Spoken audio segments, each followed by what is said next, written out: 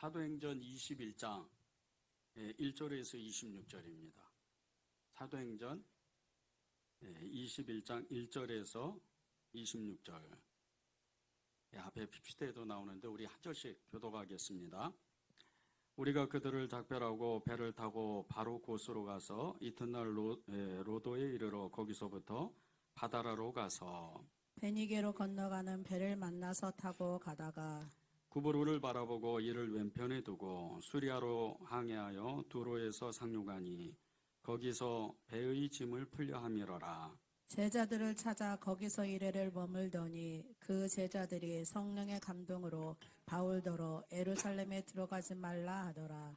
이 여러 날을 지낸 후 우리가 떠나갈새 그들이 다 그 처자와 함께 성문 밖까지 전송하거늘 우리가 바닷가에서 무릎을 꿇어 기도하고 서로 작별한 후 우리는 배에 오르고 그들은 집으로 돌아가니라.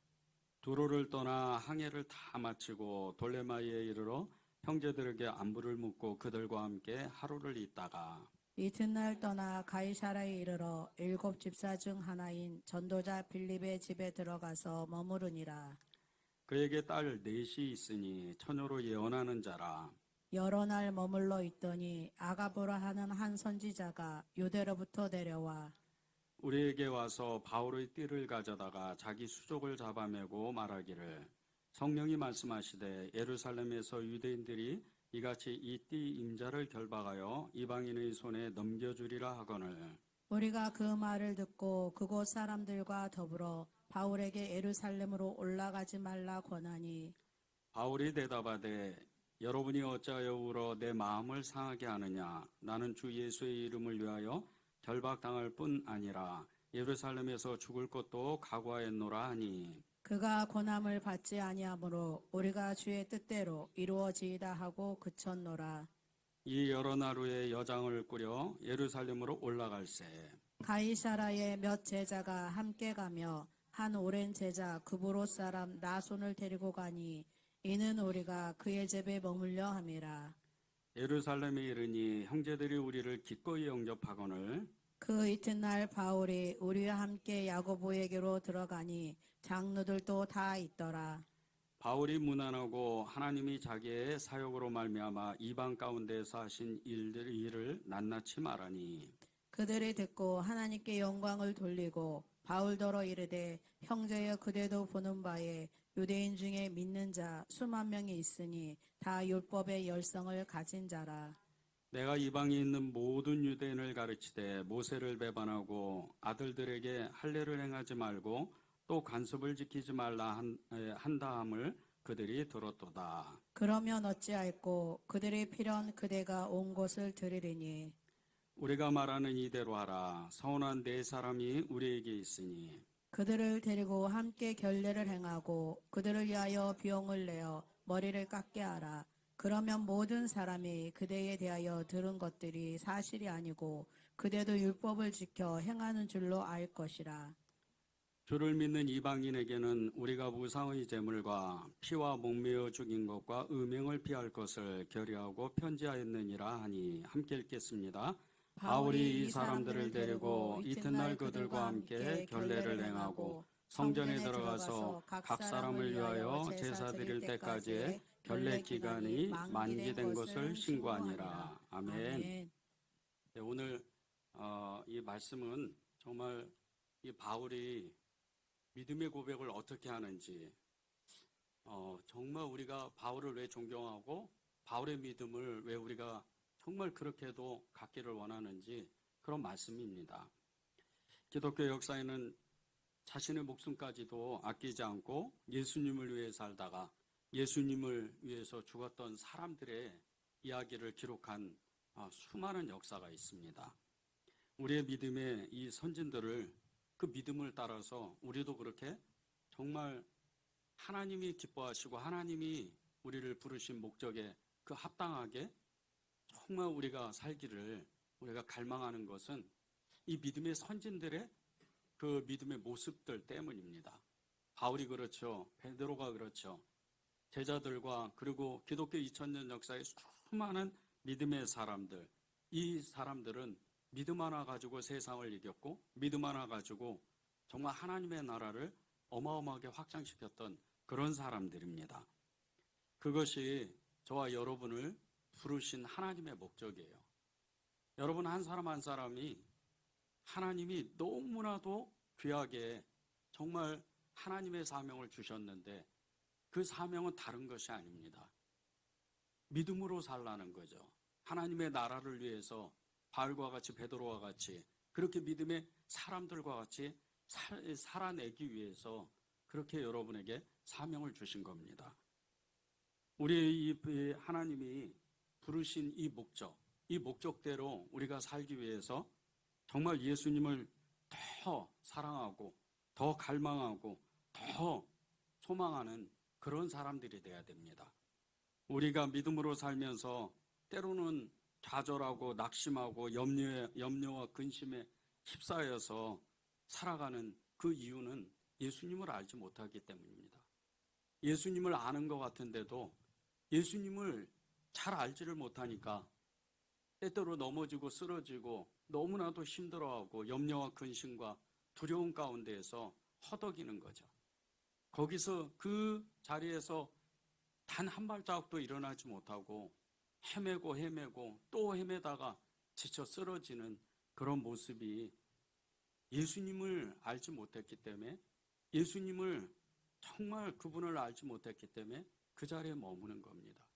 우리가 예수님을 믿고 예수님을 사랑한다고 고백을 하지만 우리가 예수님을 사랑하는 만큼 우리의 삶을 그 부르신 소망, 부르신 사명대로 살아가지를 못합니다.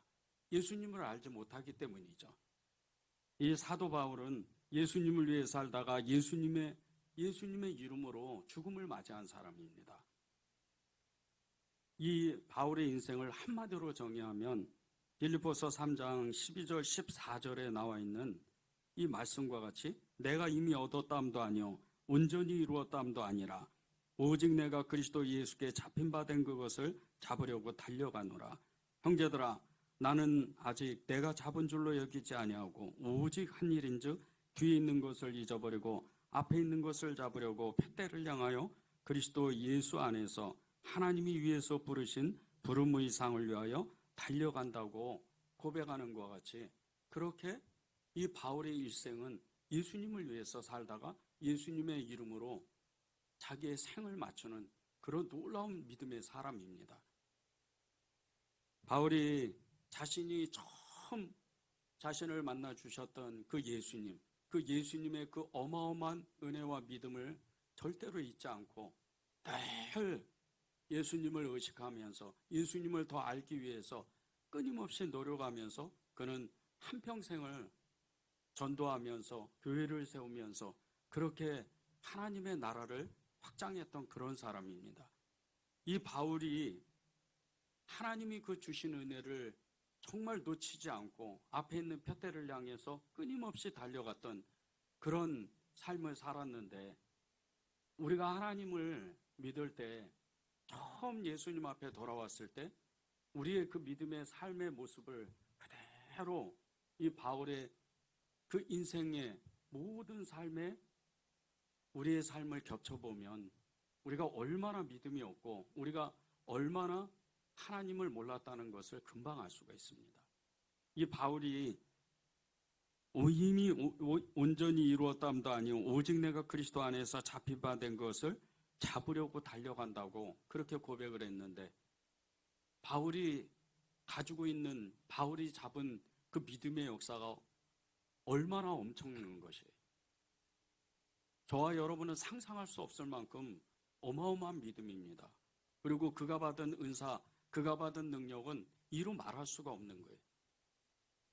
바울의 능력이 얼마나 강했으면 그의 옷자락이나 손수건, 그가 가지고 다녔던 이런 두루마기를 만지고 그 두루마기를 통해서 예수님의 이름을 부르면 병이 낫기도 하고 귀신도 떠나가는 그런 놀라운 능력을 가지고 있었어요.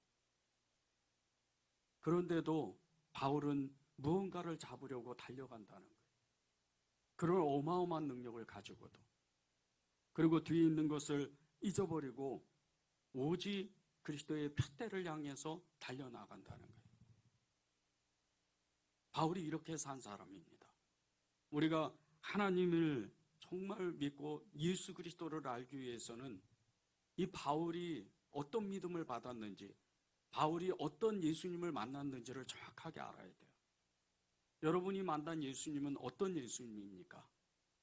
여러분이 알고 있는 그 예수님은 어떤 예수님이세요? 그저 나 하나 잘 살자고, 나 하나 행복하자고 그렇게 만난 예수님입니까? 예수님은 그런 분이 아니세요. 우리를 통해서 우리는 물론이거니와 우리의 가정, 온 세상 가운데 내가 만나는 모든 사람을 행복하게 만드는 능력이 여러분 안에 있다는 거예요. 그분이 예수님이에요.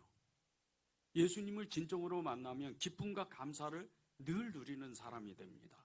데살로니가 5장 16절에서 18절에 보면요, 하나님을 항상 기뻐하고 그리고 모든 일에 감사하고 쉬지 말고 기도하는 것이 하나님의 뜻인데, 우리가 일평생 동안 정말 기뻐할 수 있을까? 일평생 동안 정말 좋은 일, 나쁜 일, 어려운 일, 그런 일, 모든 일을 겪으면서도 우리는 감사를 놓치지 않고 살 수 있을까? 예수님을 알게 되면 그렇다는 거예요. 예수님을 알게 되면 우리는 항상 기뻐할 수가 있다는 거예요.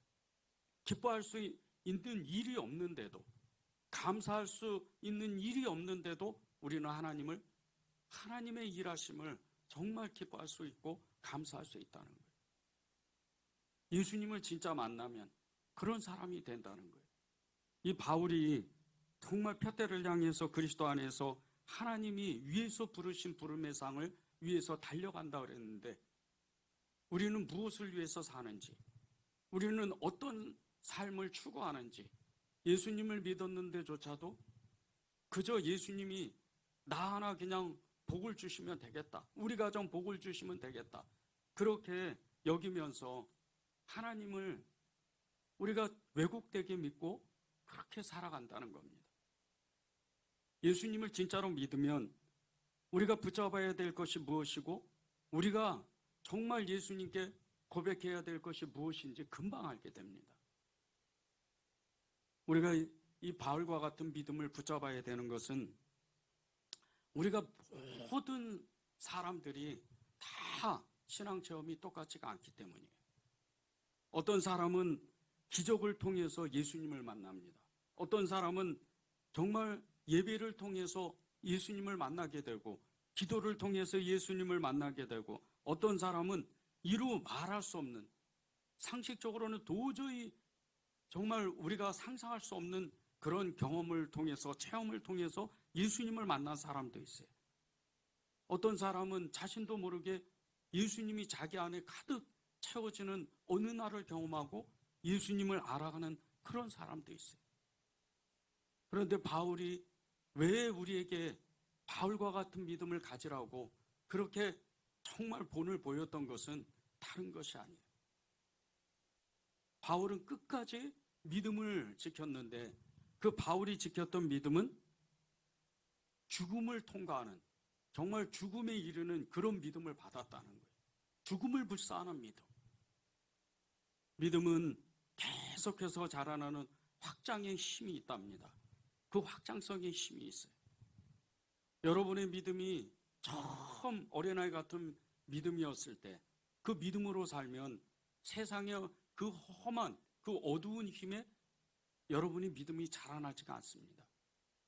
고난을 통해서 믿음이 자라나는 사람도 있지만, 오랜 훈련을 통해서 믿음이 자라나는 사람도 있어요. 믿음은 계속해서 자라나게 돼 있어요. 확장하고 또 확장하고 확장해서 그리스도의 장성한 분량까지 믿음이 자라나게 될 수 있다는 겁니다. 그런 믿음을, 우리가 바울과 같이 그런 믿음을 붙잡아야 되는데, 우리가 해야 되는 일은 다른 것이 아니에요. 예수님을 위해서 살고 예수님을 위해서 죽는 그 목표를 정하는 거예요. 여러분이 예수님을 믿는 그 순간서부터 나는 이제부터 예수님을 위해서 살겠다, 나는 이제부터 예수님을 위해서 죽겠다, 그런 목표를 딱 정하는 거예요. 그 목표를 정하지 않고 예수님을 믿기 때문에 여러분의 믿음이 자라나질 못하는 겁니다. 10절에서 14절을 보십시오. 여러 날 머물러 있더니 아가보라 하는 한 선지자가 유대로부터 내려와 우리에게 와서 바울의 띠를 가져다가 자기 수족을 잡아매고 말하기를 성령이 말씀하시되 예루살렘에서 유대인들이 이같이 이 띠 임자를 결박하여 이방인의 손에 넘겨주리라 하거늘 우리가 그 말을 듣고 그곳 사람들과 더불어 바울에게 예루살렘으로 올라가지 말라 권하니 바울이 대답하되 여러분이 어찌하여 울어 내 마음을 상하게 하느냐 나는 주 예수의 이름을 위하여 결박당할 뿐 아니라 예루살렘에서 죽을 것도 각오하였노라 하니 그가 권한을 받지 아니하므로 우리가 주의 뜻대로 이루어지이다 하고 그쳤노라. 유대로부터 예루살렘이죠. 예루살렘으로부터 선지자인 아가보가 이 가이사를 찾아와요. 가이사를 찾아오는데 이미 이 가이사랴에는 전도자 빌립의 4명의 그 딸들이 있었어요. 다 예언하는 사람들이. 그런데 예루살렘에서 올라온 이 유대에서 올라온 이 아가보라는 사람이 바울에 대한 예언을 하는 거예요. 이 바울이 늘 지니고 있던 띠를 그 팔에 감고 예언을 하는데 이 띠 임자가 예루살렘에 들어가면 잡혀서 감옥에 갇히고 결국은 죽는다는 거예요. 그런데 이 소식을 이 예언을 듣고 그 가이사랴의 제자들이 형제들이 이 바울을 말리는 거예요. 정말 거기에 가면 바울 당신이 죽게 된다. 저는 이 사건을 보면서 예수님이 정말 베드로와 이 제자들에게 내가 십자가에 올라가야 된다. 내가 십자가에서 죽어야 된다. 그렇게 말씀하실 때 베드로가 말리는 그 모습을 상상해 봤어요. 그 이야기를 듣고 예수님이 어떻게 말씀하셔요? 예수님은 온 인류를 위해서 제자들뿐 아니고 저와 여러분을 위해서 십자가에 오르셔야 된다는 거예요. 바울도 그 고백을 하는 거예요. 바울도 지금 내가 예루살렘에서 정말 그 결박을 당할 뿐만 아니라 예루살렘에서 죽을 것도 나는 각오했다. 이게 바울의 고백이고 바울의 믿음이에요. 여러분이 그 고백을 해야 돼요. 여러분이 그 믿음을 가지고 있어야 돼요.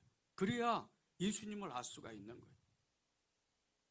예수님은요, 정말 우리가 예수님을 알려고 하면 배워도 그리고 예수님을 더 알고 싶어도 끝없이 그분은 너무나도 크신 분이고 정말 한이 없는 그런 엄청난 하나님의 비밀을 가진 그런 분이에요. 그분을 어찌 다 알 수가 있겠어요? 그분의 마음을 어떻게 알고 그분의 뜻을 어떻게 알고 그분이 행하시는 일들을 우리가 어떻게 알겠어요? 그런데 우리가 그분을 알게 되면요, 이 바울과 같이 믿음의 사람들과 같이 죽으면 죽으리라 하는 그 믿음을 고백하는 그런 사람들이 된다는 거예요. 이 바울이 예수님을 위해서 살고 예수님을 위해서 죽는 그 믿음을 가졌는데 하나님이 저와 여러분에게도 동일한 믿음을 주시려고 하는 거예요. 정말 오늘 이 말씀을 듣고 우리가 하나님 앞에 믿음의 결단을 했으면 좋겠어요. 한국교회는 어느덧 너무나도 연약한 믿음의 사람들이 정말 예배를 드리는 그런 너무나 연약한 믿음을 가지고 있어요. 아주 정말 별것 아닌 말에 별것 아닌 일에 상처를 받고 그렇게 사람을 미워하고 이 교회 저 교회에 떠돌아다니면서 그렇게 자기 믿음을 간직하지 못하고 어찌할 바를 알지 못하고 유리방황하는 그런 사람과 같이 이 한국교회의 성도들은 너무 연약해졌어요.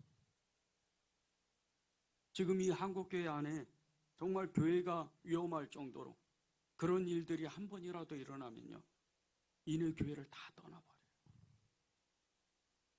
여러분들이 차별금지법을 위해서 기도하고 계시잖아요. 이 법 하나만 통과돼도요, 거리에 나가서 전도하지 못합니다. 전도하다가 벌금 묻고 벌금을 물게 되고 2번, 3번 지나면 정말 유치장에 가서 며칠을 또 지내다가 나와야 되는 그런 일도 생길 수가 있어요. 이렇게 작은 그런 일들이 생기면요, 정말 죽음에 이른 일도 아닌데 믿음이 흔들려 버리는 거예요. 이렇게 연약해졌어요. 여러분이 아는 그 예수님, 여러분이 믿는 예수님, 여러분이 따르고자 하는 그 예수님은요, 지금도 여러분에게 2000년 전에 이 바울에게, 그리고 베드로에게, 제자들에게 2000년 동안 수많은 믿음의 사람들, 증인들에게 동일하게 말씀하셔요. 너는 나를 따라오라. 지금도 동일한 말씀이에요. 여러분은 그 주님의 음성에 너는 나를 따라와라,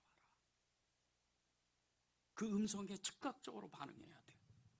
그렇지 않고는 예수님을 믿는다고 말할 수가 없어요.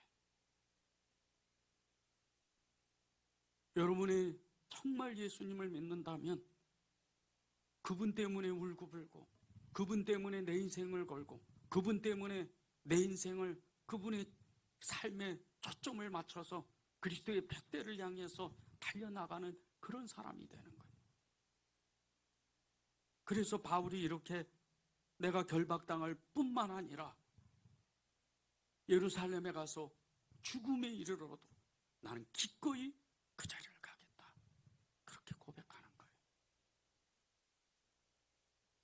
이렇게 바울이 뒤에 있는 것을 잊어버리고 그리스도의 푯대를 향해서 나아갈 때 그 바울의 믿음이 어디서 나오겠습니까? 그것은 바울 안에 계신 그 성령의 힘이었어요. 그 성령의 힘이 저와 여러분에게도 동일하게 있다는 거예요. 제가 산기도를 처음 시작했을 때 이루 말할 수 없는 은혜를 받았어요. 25년 전에 그 말할 수 없는 은혜를 처음 받고 25년 동안 저는 한 번도 예수님을 떠난 적이 없어요. 그분만 생각하면 어떻게 하면 주님을 따를까? 어떻게 하면 주님의 일을 할까? 어떻게 하면 주님을 기뻐하게 만들까? 그 일을만 생각했어요. 그래서 결국은 목사가 된 겁니다. 목사는 그냥 되는 게 아니에요. 목사가 그렇다고 대단한 사람들도 아니에요. 그저 그분이 사랑하니까, 그분을 사랑하니까 그분을 따르려고, 그분의 일을 하려고, 그분께 헌신하려고 그렇게 목사가 되는 거예요. 여러분은 여러분이 믿는 그 예수님을 어떤 마음으로 지금 따르고 계세요? 너는 나를 따라오라, 그렇게 말씀하실 때 베드로도 그 있는 그 자리를 다 버리고, 요한도, 안드레도, 야고보도, 제자들도 다 그 있는 그 자리를 버려버리고 예수님을 말씀하실 때 즉시로 따랐어요. 너는 나를 따라오라, 내가 너희를 사람을 낚는 어부가 되게 하리라. 그 말씀 하나에 그대로 제자들은, 그리고 수많은 믿음의 증인들은 예수님을 따랐습니다. 그래서 이 바울이 그렇게 고백을 하는 거예요. 그런데 그것이 바울 안에 있는 성령의 힘이었다는 거예요. 4절과 10절과 14절에 나오는 이 두로의 제자들과 선지자 아가보, 이 사람들이 바울에 대해서 예언을 하는데, 분명히 당신이 예루살렘에 들어가면 당신은 죽는다, 당신은 감옥에 갇히고 무수한 매를 맞고 그렇게 정말 험한 고생을 할 거다, 그 예언을 분명히 받았어요. 성령으로 예언한 겁니다. 아가보라는 사람은요, 어마어마한 예언자예요. 인류의 역사 가운데 아가보의 이 예언은 그대로 이루어지는 인류 역사에 기록된 놀라운 일이 있었어요. 사도행전 11장에 이 아가보가 온 천하의 흉년이 될 것이다, 그렇게 예언했을 때 글라우디오, 로마 4대 황제입니다. 이 로마의 4대 황제였던 글라우디오 때 어마어마한 흉년이 임하는 거예요. 그게 인류 역사에 기록이 되어 있어요. 그럴 정도로 어마어마한 예언자예요. 성령의 사람입니다. 그런 성령의 사람이 예언을 하고 두로에 있는 제자들, 이 제자들은요, 바울을 통해서 예수를 믿는 사람들이 아니에요. 스데반의 그 순교를 통해서 수많은 곳에 디아스포라 유대인들이 흩어질 때 그렇게 두로를 찾아갔던 제자들이었어요. 성령의 강력한 힘에 붙들려 사는 그런 예언자들이에요. 이런 사람들이 성령에 힘입어서 바울에 대한 예언을 하는 거예요. 그런데 바울이 예루살렘으로 기꺼이 들어가는 거예요. 왜 그런 줄 아세요? 바울이 성령의 사람이기 때문에. 진짜 성령의 사람은요, 예언하고 능력을 가지고 이런 사람이 아니에요. 진짜 성령의 사람은 성령의 감동에, 성령의 명령에, 성령에 따라서 행하는 사람이에요. 성령께 즉각적으로 순종하는 사람입니다. 충만하다는 이 말이 있어요. 성령으로 충만하라. 이 성령으로 충만하다는 말은요, 통제를 받는다는 의미를 가지고 있습니다. 그런데 이 통제를 받는다는 의미는 성령으로 충만한 사람이 예수님의 통제를 받는 사람이라는 거예요. 이것을 다른 말로 하면요, 예수님 안에 거한다 그래요. 예수님 안에 거하는 사람은 예수님이 말씀하시는, 성령님이 말씀하시는 것을 즉각적으로 순종하는 사람이에요. 주님은 나의 최고봉의 저자 오스왈드 챔버스 목사님이 성령 충만의 은혜에 대해서 이렇게 말했습니다. 성령이 사람을 점령하시고 또 통치하시면 육체의 속성은 가을 낙엽처럼 떨어집니다. 성령이 그 사람을 붙잡으면요, 그 육신의 기질, 그동안 자기가 잘못 생각하고 또 때로는 거짓말하고 때로는 정말 분통이 나고 시기가 많은 이런 모든 기질이 다 바뀐다는 거예요. 완전히 새 사람이 되는 거예요. 바울이 그랬던 사람이잖아요. 바울이 고백하기를 나는 포행자여 살인자라 그랬어요. 어마어마한 살인자입니다. 예수 믿는 사람을 잡아 죽이는 사람이었어요. 율법주의자고 철저한 정말 유대교주의자였어요. 그런 사람이 성령이 그에게 임하시니까 완전히 바뀌는 거예요. 여러분에게도 똑같은 역사가 일어나야 돼요. 여러분 안에는 이 바울 안에 계신 성령님, 베드로 안에 계신 성령님, 기독교 2000년 역사에 수많은 증인들, 순교자들의 그 마음속에 있던, 그 속에 있던 성령님이 동일하게 계세요. 그분이 다른 분이 아니에요. 그분이 말씀하실 때 즉각적으로 순종하는 거예요. 순교자인 세르게이 비사람 목사님이라는 분이 계세요. 이분이 지하 범죄 조직의 우두머리로서 범죄에 연루돼서 감옥에 갇히게 됐습니다. 그곳에서 한 수감자를 만났는데 그 수감자가 예수님을 전하는 거예요.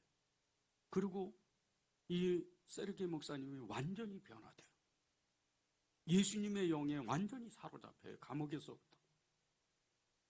세월이 흘러서 이 감옥에서 석방된 세르게이 목사님이 그 안에 타마라 사모님과 복음사역에 대한 부르심을 받아요.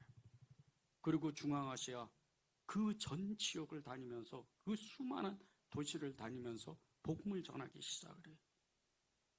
그러다가 중앙아시아의 그 한 도시에 정착하게 됐는데 이 도시는요, 100개 이상의 이슬람 사원이 있는 기독교인이라고는 단 한 사람도 없는 그런 지역이었어요.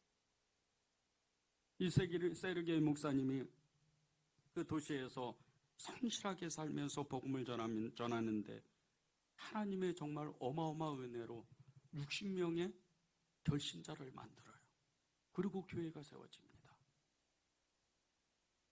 그런데 이 도시에 사는 일부 극단적인 무슬림주의자들이 이 세르게이 목사님을 정말 미워했어요. 그리고 2004년 1월 12일 날 기도회를 마치고 집으로 돌아온 이 세르게이 목사님이 집 앞 창가에 서 있는데 갑자기 세 발의 총성이 울립니다. 그리고 이 목사님이 그 총상을 입어서 순교를 해요. 너무나 허망한 죽음처럼 보였던 이 세르게 목사님의 죽음이 너무나 정말 어처구니 없고 정말 있어서는 안 되는 그런 허망한 죽음인 것 같았는데 그 뒤로 더 큰 열매가 맺어지기 시작하는 거예요. 이 세르게 목사님의 장례식에서 그의 18살 된 아들이 예수님을 인격적으로 만나요.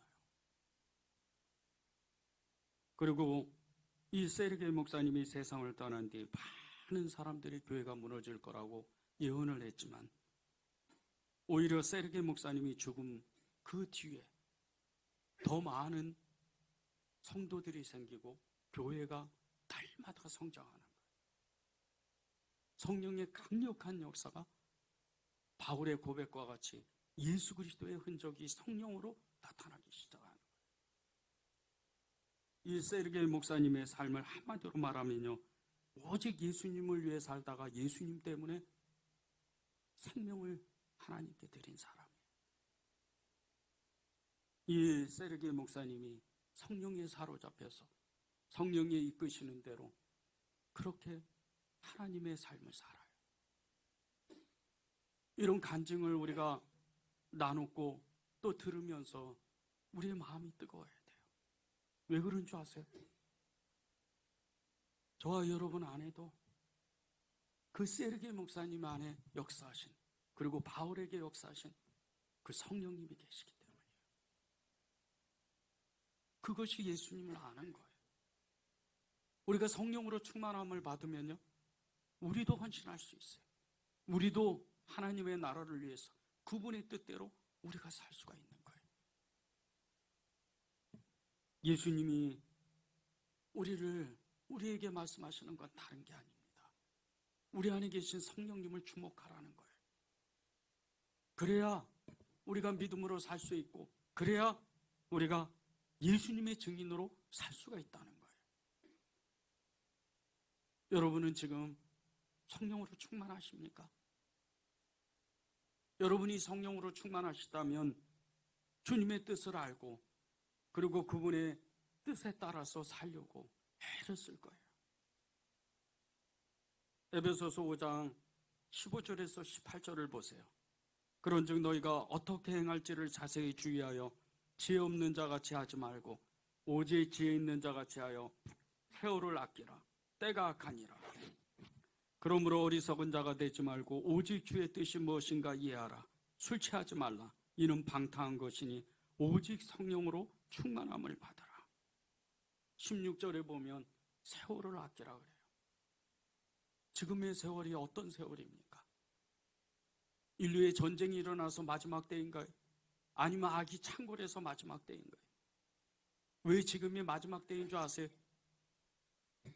예수님을 믿는 사람이 교회를 떠나는 게 마지막 때예요. 예수님을 믿는 사람이 적어지는 게 마지막 때예요. 예수님은 분명히 살아계시는데, 예수님은 지금도 역사하시는데, 예수님을 믿는 사람이 예수님을 따르지 않으니까 교회에서 사람이 자꾸 떠나는 거예요. 교회가 크고 작고 그것을 따지는 게 아니에요. 주님은 그 교회가 살아있는지를 보는 거예요. 그 교회의 성령의 역사가 있는지를 보는 거예요. 여러분이 진정으로 성령으로 충만하다면 세월을 직시하고 바라보고 그것을 분별할 수 있는 능력이 생깁니다. 17절을 보십시오. 주의 뜻이 무엇인가 이해하라. 여러분이 성령으로 충만하다면 주의 뜻이 무엇인지 금방 합니다. 이 예배를 마치고 내가 무엇을 해야 될지 금방 알게 돼요. 그것이 성령의 사람이기 때문이에요. 18절을 보세요. 술 취하지 말고 방탕하지 말랍니다. 술을 먹어서 방탕한 게 아니에요. 세상의 마음을 빼앗기는 거예요. 세상의 문화에 마음을 빼앗기는 거예요. 성경은 읽을 시간이 없는데 TV를 볼 시간은 있고 성경을 읽을 시간은 없는데 세상의 마음이 뺏겨서 세상 사람들의 말에 귀를 기울이는 거예요. 기도할 시간은 없는데 왠지 모르게 바쁜 거예요. 이게 우리의 모습이에요. 성령으로 충만하면 그렇지가 않아요. 늘 기도의 자리에, 늘 예배의 자리에, 늘 성경을 읽습니다. 그것이 술 취하지 않고 방탕하지 않고 성령으로 충만함을 받은 사람의 모습인 거예요. 바울이 자신을 위해서 정말 도로와 이 가이사랴에 있는 모든 형제들의 예루살렘에 들어가지 말라고 그 말을 듣고도 정말 담대하게 예루살렘을 들어가려고 하는 이 결단을 가졌던 것은 바울 안에 계신 성령님의 그 역사였어요. 우리가 험한 세상을 살아가면서 승리할 수 있는 이 믿음도 우리 안에 계신 성령이십니다. 그분을 구해야 돼요. 성령을 구하십시오. 그러면 여러분의 믿음이 충만해져요. 성령을 구하십시오. 그러면 여러분의 인생이 바뀝니다. 성령을 구하십시오. 그러면 여러분의 가정과 자녀가 바뀝니다. 성령을 구하십시오. 그러면 여러분의 교회가 부흥하게 돼 있어요.